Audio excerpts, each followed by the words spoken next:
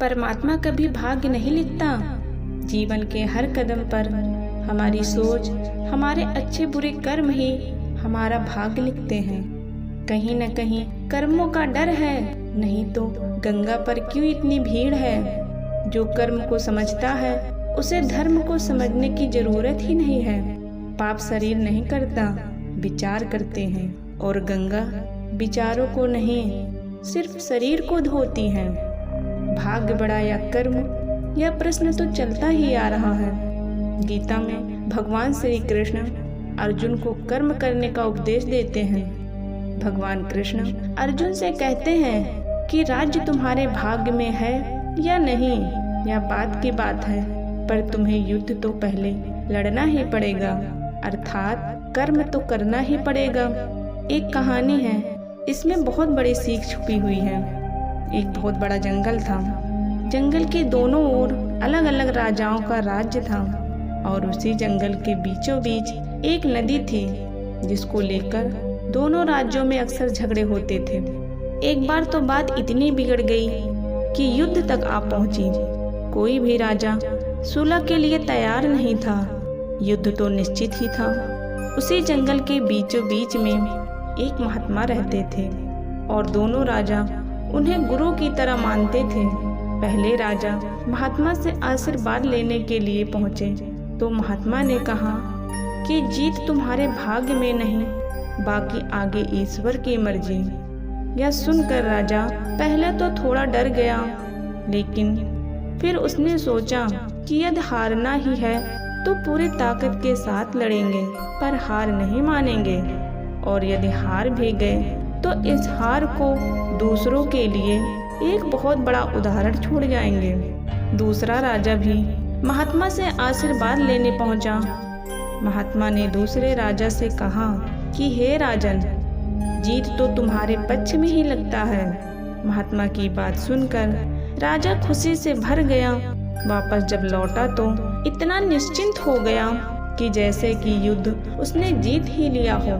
पहला राजा युद्ध के लिए वहीं रात दिन एक कर रही थी, और वहीं पर दूसरा राजा बिल्कुल निश्चिंत होकर बैठ गया था। युद्ध का दिन आया, दोनों तरफ से बिगुल बजी। एक तरफ की सेना ये सोचकर लड़ रही थी कि चाहे कुछ भी हो जाए, लेकिन हार नहीं मानेंगे, चाहे किस्मत में हार ही क्यों न लिखी हो।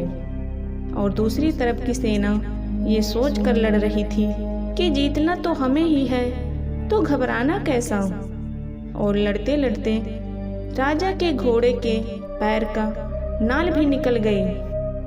घोड़ा लड़खड़ाने लगा, लेकिन राजा ने ध्यान ही नहीं दिया, और यह सोचा कि जीतना तो हमें ही है, फिर किस बात की चिंता। कुछ ही देर बाद घोड़ा लड़खड़ा कर जमीन पर गिर गया, और राजा दुश्मन के हाथ आ गया, और उसकी हार हो गई। युद्ध के निर्णय के बाद महात्मा भी वहां आ गए। दोनों राजा यह जानने के लिए उत्सुक थे कि आखिर भाग्य का लिखा बदल कैसे गया। दोनों राजा ने महात्मा से प्रश्न किया।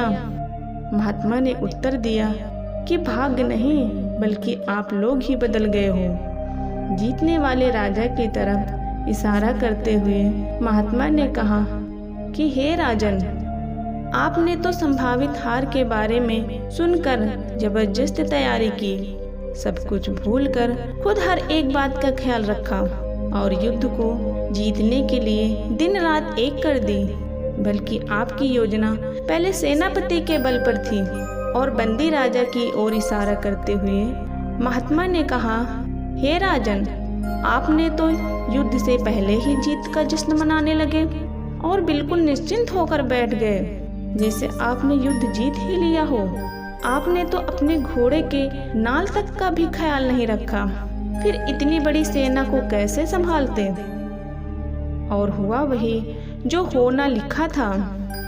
भाग्य नहीं बदला, बल्कि जिनके भाग्य में जो लिखा था उन्होंने ही अपना व्यक्तित्व बदल दिया। फिर भाग्य बेचारा क्या करता। भाग्य तो सिर्फ कहने के लिए होता है, लेकिन कर्म जब इंसान करने लगता है तो भाग्य के ऊपर भारी पड़ जाता है। दोस्तों, भाग्य हमारे अधीन नहीं है, बल्कि भाग्य हमारे कर्मों के अधीन है। भाग्य तो लोहे की चुंबक की तरह वहीं खींचकर जाता है जहाँ कर्म का चुंबक होता है। हम स्वयं भाग्य के निर्माता हैं। हमने जो भी कर्म किए वो संपूर्ण फल ही भाग्य है। कुछ परिस्थितियों पर हमारा बस नहीं चलता, लेकिन ऐसा भी नहीं कि सारी परिस्थितियाँ हमारे अनुकूल हैं। कर्म के बिना फूल से धूल होना और कर्म के साथ धूल से फूल होना ही भाग्य कहलाता है। कभी कभी हम सोचते कुछ और हैं और होता कुछ और है।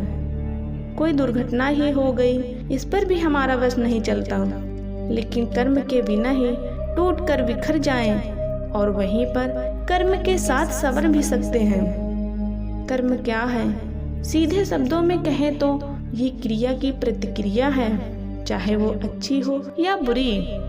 इंसान वही श्रेष्ठ है जो बुरी परिस्थितियों में फिसले नहीं एवं अच्छी परिस्थितियों में उछले नहीं। कर्म में लिखा और कर्म से लिखा कोई नहीं मिटा सकता। बस हमें कर्मों का लेखा जोखा ही सही रखना है। भाग्य हमारे कर्मों का ही परिणाम है। कुछ परिस्थितियों पर हमारा वश नहीं है, पर ऐसी परिस्थितियों पर अपनी प्रतिक्रिया को अपने वश में कर लीजिए, फिर देखिए भाग्य कैसे खिंच कर आता है। हमारे भाग्य में कुछ भी लिखा हो, चलिए कर्मों के द्वारा हम अपने आप को ही बदल लें, फिर भाग्य अपने आप खुद ब खुद बदल जाएगा।